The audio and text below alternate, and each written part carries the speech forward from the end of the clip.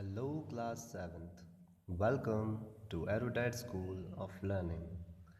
So, in our previous class, we were on page number 26, solving this illustration 2.3, and we are done with it.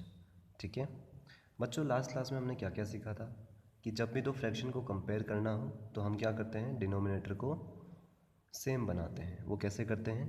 दोनों का LCM लेके। दोनों का LCM लेने के बाद जब दोनों के डिनोमिनेटर सेम हो जाते हैं, इक्विवेलेंट फ्रैक्शन अप्लाई करके जब हम दोनों के डिनोमिनेटर्स को सेम कर देते हैं, तो फिर हम ये पता लगा सकते हैं केवल न्यूमरेटर देख के, क्योंकि बच्चों हम चाहते हैं एक ही नंबर पे हम फोकस करें, दोनों पे ना फोकस करें। तो पहले नीचे वाले सब सेम कर दो ताकि नीचे हमको देखना ही नहीं पड़े, ठीक है। और फिर बस ऊपर वाला देख के ये पता लगा लो कौन सा छोटा है और कौन सा बड़ा है।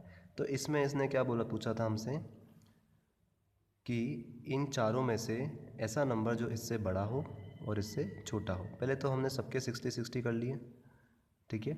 उसके बाद जब सबके डिनोमिनेटर 60 हो गए तो हमने बस ऊपर वाला देख के ये पता लगा लिया कि जो 28 था वो ऐसा नंबर था जो कि 16 से बड़ा हो और 35 से छोटा हो, ठीक है।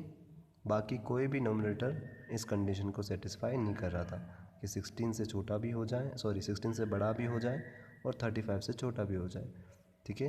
40 और 50 35 से बड़े हो गए तो ये तो कंडीशन अप्लाई नहीं करते, हमें 35 से छोटा चाहिए, मतलब 16 से 35 के बीच में चाहिए, ठीक है। इससे बड़ा इससे छोटा मतलब 16 और 35 के बीच में चाहिए। तो 16 और 35 के बीच में काउंटिंग में कौन आता है? 28। तो यही हमारा आंसर हो गया था, ठीक है बच्चों। अब नेक्स्ट इलस्ट्रेशन 2.4 में बच्चों हम क्या पढ़ने वाले हैं?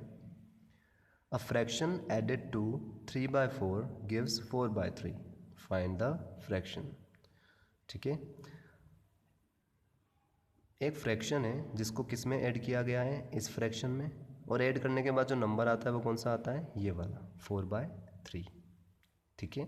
ऐसा ही क्वेश्चन हम लास्ट इंटीजर चैप्टर में कर चुके हैं, जहाँ पे आपको बोला जाता था कि दो इंटीजर को प्लस करने पर ये वाला इंटीजर आता है, सपोज़ 3 आता है, ठीक है। और अगर उसमें से एक इंटीजर 7 है तो बताओ दूसरा इंटीजर कौन सा है? तो हम कैसे निकालते थे? उस इंटीजर को x लेके और फिर क्या करते थे, x is equals to, suppose यहाँ 13 है तो 13 - 7, ठीक है। या फिर अगर 3 भी होता तो 3 - 7 कर देते, ठीक है। अब हम नेगेटिव इंटीजर्स पढ़ चुके हैं, तो इस तरह से बच्चों हम निकालते थे, मतलब जो सम होता था उसमें से इसको माइनस कर देते थे, ठीक है।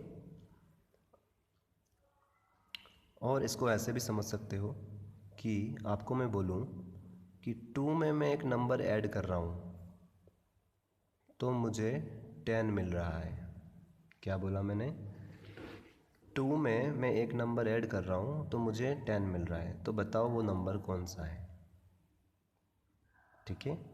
तो जब आपको दो नंबर का सम बताया होता है तो इस सम में से आप एक नंबर को माइनस कर दो तो दूसरा वाला नंबर आ जाता है। सम कितना आया है? 10, तो 10 में से 2 माइनस करोगे तो क्या आएगा? 8 आएगा, ठीक है। तो इसका मतलब दूसरा नंबर क्या हो गया? 8 हो गया। और 10 में से अगर 8 माइनस कर दोगे तो 2 आ जाएगा। तो यही तो चीज़ें चलती रहती हैं, ठीक है। तो जब भी बच्चों आपको दो नंबर का सम बता रखा हो तो सम में से इसको माइनस करोगे तो ऊपर वाला आ जाएगा, और सम में से ऊपर वाले को माइनस करोगे तो नीचे वाला आ जाएगा। तो इसने आपको सम कितना बता रखा है? इतना। कैसे बता रखा है? लैंग्वेज फॉर्म में। अ फ्रैक्शन एडेड टू, ऐसा फ्रैक्शन जो ऐड होता है किसमें? 3/4 में, गिव्स, तो क्या देता है? 4/3 देता है, ठीक है। तो मतलब ये कहना चाहता है कि 3/4 में हम एक फ्रैक्शन ऐड करते हैं, एक फ्रैक्शन ऐड करते हैं, ये हमको निकालना है, ठीक है। तो हमें क्या मिलता है? 4/3 मिलता है, ठीक है। तो आपसे पूछ रहा है फाइंड द फ्रैक्शन, ये कौन सा फ्रैक्शन होगा? तो इसको इधर ही रहने दो, 3/4 को उधर ले जाओ। तो हमें क्या निकालना है? 4/3 माइनस 3/4 निकालना है, ठीक है, ताकि हम क्या पता लगा सकें? ये फ्रैक्शन लगा सकें, पता लगा सकें। और हम यहाँ पे सीख भी चुके हैं कि टोटल सम में से एक नंबर माइनस कर दो तो दूसरा आ जाता है। तो जो टोटल सम है उसमें से एक फ्रैक्शन माइनस कर दो तो दूसरा फ्रैक्शन आ जाएगा। तो जिस मेथड से आपको अच्छे से समझ में आ रहा है उससे आप समझ सकते हैं, कॉमन सेंस की बात है, ठीक है। तो कुल मिला के इसने आपको डायरेक्ट बता दिया है सॉल्यूशन में, we have to subtract 3/4 from, किस में से सब्ट्रैक्ट करना है 3/4 को? 4/3 में से, मतलब 4/3 में से माइनस करना है किसको? 3/4 को, क्योंकि टोटल सम में से अगर आप एक नंबर माइनस कर दोगे तो आपके पास दूसरा नंबर आ जाएगा कि जिसको प्लस करने पर 4/3 आता है, ठीक है। तो इन दोनों को अगर हमको इसमें से इसको माइनस करना है तो हम कब तक एडिशन या सब्ट्रैक्शन नहीं कर सकते, 6 क्लास में हम पढ़ के आए हुए हैं, जब तक दोनों लाइक फ्रैक्शन ना बन जाए। लाइक फ्रैक्शन किसको कहते हैं, जब डिनोमिनेटर सेम होता है तभी हम इनके बीच का प्लस या माइनस कर सकते हैं, ठीक है। सो देयरफॉर 4/3 माइनस 3/4, ठीक है। इसके बाद आपको इस तरह से नहीं करना है बच्चों, आपको जो है पहले लिखना है अपनी नोटबुक में टेकिंग LCM ऑफ 3 and 4। 3 और 4 को आपको LCM लेना है, क्या आएगा 12 आएगा। मतलब इसको 12 बनाना है, इसको 12 बनाना है तो किससे मल्टीप्लाई करेंगे 4 से। तो कुल मिला के आपका क्वेश्चन क्या बन गया, आपको क्या निकालना है 4/3 माइनस 3/4, ये चीज़ निकालनी है हमको। टोटल सम में से एक सब्ट्रैक्शन माइनस कर दो तो दूसरा वाला फ्रैक्शन आ जाएगा, ठीक है। तो हम पहले इन दोनों का LCM लेंगे, क्या आएगा 12। आपको LCM लेके बताना है नोटबुक में, ठीक है। 3 और 4 का तो 12 आएगा, ठीक है। उसके बाद बच्चों अब हम डायरेक्ट करेंगे, कैसे करेंगे डायरेक्ट, 3 4 जा 12 होता है, 3 के टेबल में 12 कब आता है 4 टाइम्स, 3 4 जा 12 होता है, इसलिए ये 4 हम किससे मल्टीप्लाई करेंगे इस 4 से। ऐसा ही हम 6 क्लास में करते थे। तो 4 4 जा 16। ये 16 क्यों आया बच्चों, क्योंकि हम करते क्या हैं, मुझे क्या चाहिए यहाँ डिनोमिनेटर में 12 चाहिए, ठीक है। डिनोमिनेटर में क्या चाहिए 12 चाहिए, तो मैं 3 को किससे मल्टीप्लाई करूँ कि 12 आ जाए 4 से, इसीलिए 4 को भी किससे मल्टीप्लाई करना पड़ेगा 4 से। जिसको डिनोमिनेटर से करोगे उसी को न्यूमरेटर से करना पड़ेगा। तो 4 4 जा 16। दोनों को 12 क्यों बना रहे हैं, क्योंकि LCM क्या आएगा हमारा 12 आएगा, ठीक है। जब तक दोनों के डिनोमिनेटर सेम नहीं होंगे हम माइनस नहीं कर सकेंगे और ना ही प्लस कर सकते हैं जब तक दोनों के डिनोमिनेटर सेम ना हो। तो डिनोमिनेटर सेम करने के लिए बच्चों हम बार बार ये स्टेप नहीं लिखेंगे, अब हम बड़ी क्लास में आ गए हैं तो हम डायरेक्ट करेंगे कि भाई 3 4 जा 12 होता है तो 4 4 जा 16, ठीक है। 3 को 4 से मल्टीप्लाई करेंगे तो 4 को भी 4 से करेंगे, 4 4 जा 16 आएगा। फिर 4 में क्या मल्टीप्लाई करें कि 12 आ जाए, 4 3 जा 12 होता है तो 4 3 जा 12 होता है, इसलिए इस 3 को इस 3 से मल्टीप्लाई करेंगे, क्योंकि नीचे भी 3 से मल्टीप्लाई कर रहे हैं तो ऊपर भी 3 से मल्टीप्लाई करना पड़ेगा। सो 3 3 जा 9, और एक बार ये फॉर्मेशन बन गया तो आपको सिंपली 16 में से 9 माइनस करना है, ठीक है। तो आपका आंसर आ जाएगा 7/12। इसी तरीके से बच्चों आपको करना है, मतलब बुक में जो आपका इलस्ट्रेशन बता रखा है 4/3 माइनस 3/4, इसके बाद आपको ये नहीं लिखना है, पहले आपको LCM लेना है 3 और 4 का, वो 12 लिखना है आपको कि LCM of 3 and 4 is equals to 12, ठीक है। उसके बाद आपको 16 माइनस 9 करना है अपॉन 12 करना है, ठीक है। और ये क्वेश्चन हम 6th क्लास में अच्छे से कर चुके हैं, ठीक है। So this is all about your illustration. Now we are starting our very first ask yourself of this chapter, which is very easy. ऐसा लगेगा आपको सारे 6th क्लास के ही क्वेश्चन हैं, क्योंकि ये सारा काम हम 6th क्लास में कर चुके हैं। इलस्ट्रेशन से भी easy आपके जो हैं ये ask yourself हैं, ठीक है। So your first question is convert 4 5/7 into an improper fraction. Improper fraction में convert करना है, ठीक है। कैसे करते थे हम छोटी क्लास में, इन दोनों को तो मल्टीप्लाई करते थे, ठीक है। मुझे 4 5/7 मतलब मिक्स फ्रैक्शन को इम्प्रॉपर फ्रैक्शन में कन्वर्ट करना है, ठीक है। इम्प्रॉपर है ना, न्यूमरेटर बड़ा, शर्ट बड़ी और पैंट छोटी, तो नीचे पहले 7 का 7 लिख लो, नीचे तो 7 ही आने वाला है हमको पता है, ठीक है। जब भी हम इम्प्रॉपर फ्रैक्शन में चेंज करते हैं तो नीचे 7 का 7, 6 क्लास में कर चुके हैं ये काम हम, ठीक है। और ऊपर क्या आएगा ये कौन डिसाइड करेगा, इन दोनों को मल्टीप्लाई और उसको प्लस, तो 7 4 जा 28, 28 प्लस 5 33 आता है, ठीक है। तो आंसर क्या आएगा 33/7। तो सबसे पहले बच्चों को ब्लैक पेन से आस्क योरसेल्फ लिखना है, ठीक है, सॉरी। फिर आपको क्वेश्चन लिखना है ब्लैक पेन से और फिर सॉल्यूशन से आपको स्टार्ट करना है, ठीक है। तो जिन बच्चों को नहीं पता है उनके लिए फिर भी मैंने एक बार ये स्टेप स्किप नहीं किए, इसमें आपको बताया है मैंने कि पहले नीचे 7 का 7 लिख लो, उसके बाद 4 इन दोनों को मल्टीप्लाई कर लो, 4 × 7, ठीक है। इन दोनों को मल्टीप्लाई और उसमें प्लस क्या करते हैं, ऊपर वाला न्यूमरेटर प्लस 5, ठीक है। तो ये मेथड होती है, इन दोनों को तो हम मल्टीप्लाई करते हैं और फिर इसमें ये प्लस करते हैं, ठीक है। जो ये काम पहली बार कर रहे हैं लाइफ में वो ऐसी चीज़ें बार बार प्रैक्टिस कर लें कि अगर 1 2/3 लिखा हुआ है तो इन दोनों को पहले तो नीचे 3 का 3 लिख लो, ठीक है। और ऊपर क्या आएगा, इन दोनों का मल्टीप्लाई, मतलब 3 1 जा 3 और फिर इसको क्या करेंगे प्लस, तो 3 1 जा 3 प्लस 2, मतलब 1 को 3 से मल्टीप्लाई करेंगे और इसमें क्या प्लस कर देंगे 2, तो 3 1 जा क्या होता है 3, तो 3 में कितना प्लस करना है 2, तो 3 + 2 कितना होता है 5। मतलब आपको ये याद रखना है बच्चों कि इन दोनों को तो मल्टीप्लाई करते हैं, ठीक है, इन दोनों को तो मल्टीप्लाई करते हैं और ऊपर वाले को प्लस करते हैं। पहले नीचे 7 का 7 लिख लो डिनोमिनेटर, ताकि हमको पता रहे, बस ऊपर ही हमको चेंज करना है। क्या चेंज करना है, इनको मल्टीप्लाई और उसमें ये प्लस करना है। तो 7 4 जा 28, प्लस का प्लस 5 का 5, तो आंसर क्या आएगा 33/5। ये हो गया आपका इम्प्रॉपर फ्रैक्शन में कन्वर्ट, ठीक है। नेक्स्ट क्वेश्चन 5th क्लास का 4th क्लास का क्वेश्चन है। 5th क्लास में भी आया था आपके, 4th क्लास में भी आया था।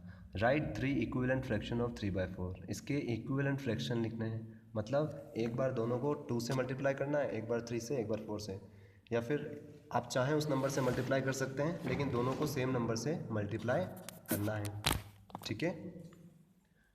तो एक बार हमने 3/4 को 2 से मल्टीप्लाई कर दिया, जिसको न्यूमरेटर से कर रहे हैं उसी को डिनोमिनेटर से करेंगे, तो ये इक्विवेलेंट फ्रैक्शन आ गया हमारा 6/8। फिर वापस दोनों को 3 से मल्टीप्लाई कर दिया, फिर एक बार दोनों को 4 से मल्टीप्लाई कर दिया, तो इक्विवेलेंट फ्रैक्शन कौन से आए 6/8, 9/12 और 12/16। ये काम भी बच्चों हम छोटी क्लास में कर चुके हैं, ठीक है। कॉपी नहीं करना है बच्चों, कुछ भी आपको खुद के हाथों से करना है, ठीक है। इक्विवेलेंट फ्रैक्शन हम 5th क्लास में पढ़ के आए हुए हैं। दोनों को अगर सेम नंबर से मल्टीप्लाई करो, आप चाहें तो अपने मर्जी से 11 से 12 से किसी से भी मल्टीप्लाई कर सकते हैं, बस दोनों को सेम नंबर से मल्टीप्लाई करना है और उसका इक्विवेलेंट फ्रैक्शन आपको निकालना है, ठीक है। जनरली हम 2 3 4 से मल्टीप्लाई करते हैं ताकि ईजी रहे और हमारा आंसर जल्दी आए, ठीक है।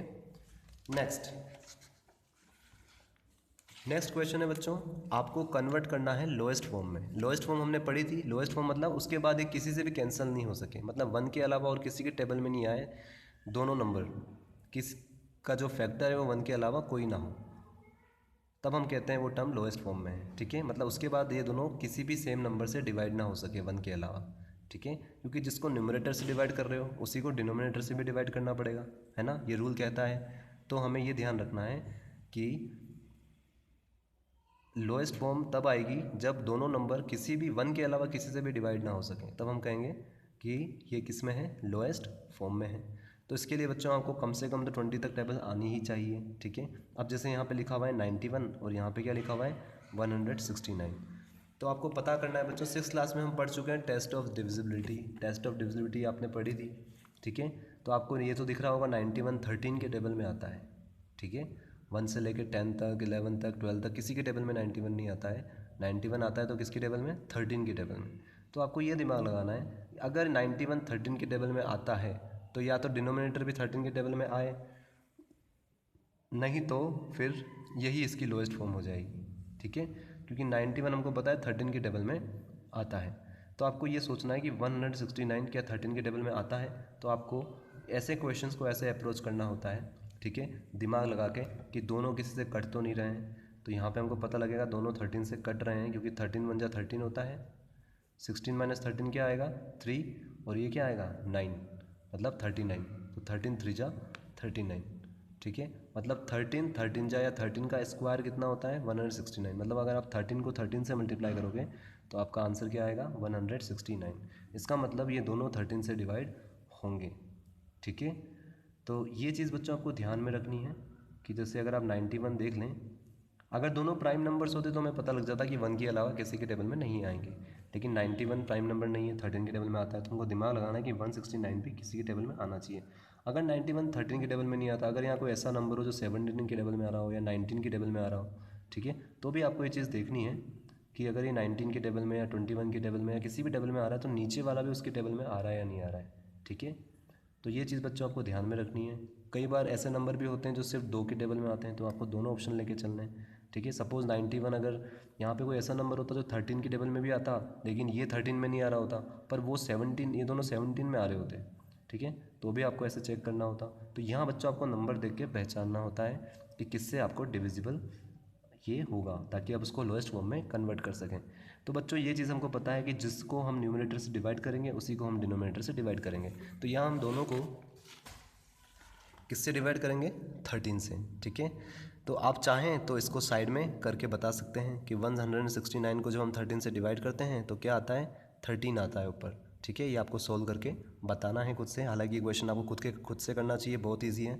दोनों को 13 से डिवाइड करना है। तो 91 को जब 13 से डिवाइड करोगे तो क्या आएगा 7, क्योंकि 13 7 जा 91, 13 की टेबल आपको आनी चाहिए। ऐसे ही 13 को 13 से मल्टीप्लाई करेंगे, यहाँ पे क्वेश्चन कितना आएगा आपका 13 आएगा जब आप इसको सोल्व करेंगे तो। ठीक है, तो इसका मतलब आपको पता लग जाएगा कि 169 भी 13 से कैंसिल हो सकता है। ठीक है, और जिनको शॉर्ट डिवीजन आता है उनके लिए तो ये काम बहुत आसान हो जाता है, क्योंकि आपको अगर बोल दिया कि इसको लोएस्ट फॉर्म में करो तो आप दिमाग लगाओगे भाई 13 7 जा 91 होता है, तो ये कैंसिल हो रहा है क्या, 13 1 जा 13। ठीक है, तो रिमाइंडर कितना आएगा 3, कैसे आएगा 13 1 जा 13, तो रिमाइंडर कितना आएगा 3, तो ये इसके साथ मिलके क्या बनाएगा 39। और आपको पता है कि ये 3 रिमाइंडर यहाँ पे आपके दिमाग में जाना चाहिए, तो ये 39 बन जाएगा, और 13 3 जा 39 होता है। हो गए दोनों लोएस्ट फॉर्म में कन्वर्ट। अब ये किसी से भी कैंसिल नहीं हो सकते, क्योंकि 7 और 13 1 के अलावा आप किसी की टेबल में एक साथ डिवाइड नहीं हो सकते। ठीक है, तो इसलिए यही हमारी लोएस्ट फॉर्म हो जाएगी। हाँ, यहाँ अगर 14 होता तो हम लिखते थे 7 1 जा 7, 7 2 जा 14, एक बार और डिवाइड करते हैं 7 से, लेकिन 13 है तो ऐसा 1 के अलावा कोई भी नंबर नहीं है जो इन दोनों को डिवाइड कर सके। ठीक है, साथ में। So that's why this is our lowest form. तो 7/13 आपका आंसर हो जाएगा। ठीक है, 1 के अलावा कोई दूसरा फैक्टर नहीं होना चाहिए, तभी हम बोल सकते हैं कि वो अपनी लोएस्ट फॉर्म में है। ये सारे क्वेश्चन बच्चों हम 6th क्लास के करे हुए हैं, इस तरह के क्वेश्चन हमने। अब हमको क्या करना है, कंपेयर द फ्रैक्शन। कंपैरिजन करना मतलब कौन सा बड़ा है कौन सा छोटा है ये बताना। तो 5/8 और 7/12 में कौन बड़ा है कौन छोटा है ये कैसे डिसाइड करेंगे हम, जब तक इनके डिनोमिनेटर सेम नहीं हो जाते। तो इन अनलाइक फ्रैक्शन को पहले हमें क्या बनाना है, लाइक फ्रैक्शन। तो दोनों का क्या लेंगे, एलसीएम लेंगे। फिर एलसीएम लेके हम क्या निकालेंगे, जो एलसीएम आता है उसी को हम दोनों को डिनोमिनेटर को बनाएंगे। ठीक है, जो भी एलसीएम आएगा उसी के अकॉर्डिंग हम दोनों के डिनोमिनेटर को चेंज करेंगे। जब दोनों के डिनोमिनेटर सेम हो जाएंगे तो फिर हमको नीचे देखना ही नहीं है, सिर्फ न्यूमरेटर देख के बताना है कौन बड़ा है और कौन छोटा है। ठीक है,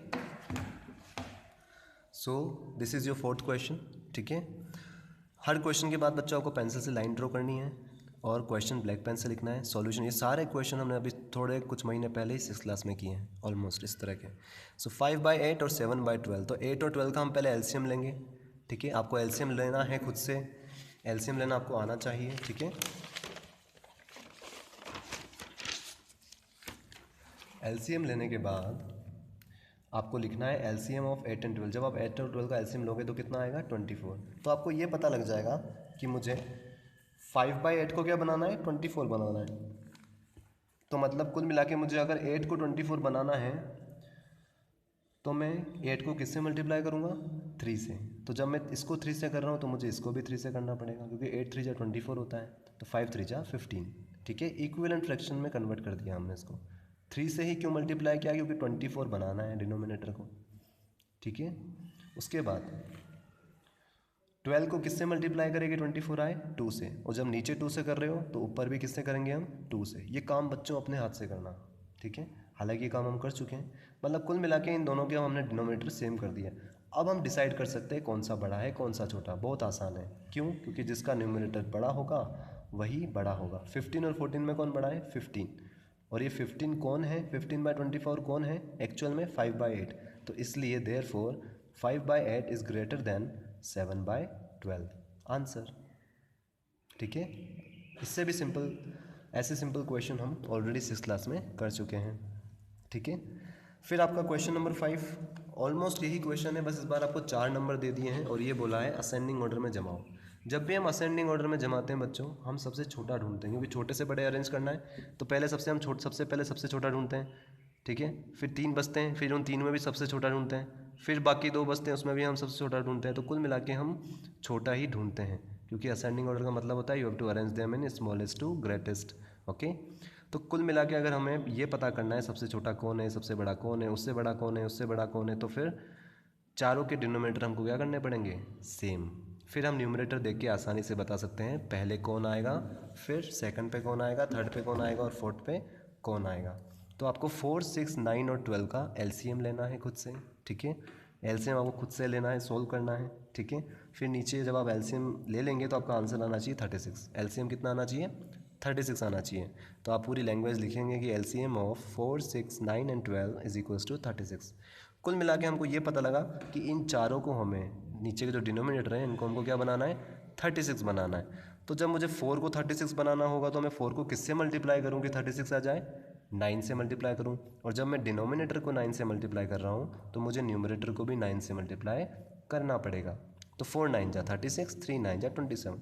कुल मिला के आपको 3 और 4 की टेबल आनी चाहिए, ठीक है। फिर मुझे 6 को 36 बनाना है, तो मैं किससे मल्टीप्लाई करूँ 6 को? 6 से, क्योंकि 6 6 जा 36 होता है। और जब मैं 6 नीचे वाले को 6 से मल्टीप्लाई कर रहा हूँ तो ऊपर वाले को भी 6 से मल्टीप्लाई करना पड़ेगा। तो 5 6 जा 30, है ना। क्यों कर रहे हैं ऐसा? क्योंकि हमको डिनोमिनेटर सबके सेम चाहिए, तभी तो बता पाएंगे कौन सा छोटा है कौन सा बड़ा है, ठीक है। नाउ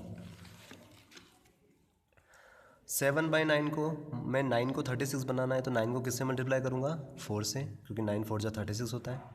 जब इसको 4 से मल्टीप्लाई कर रहा हूँ तो न्यूमरेटर को भी किससे मल्टीप्लाई करना पड़ेगा? 4 से मल्टीप्लाई करना पड़ेगा।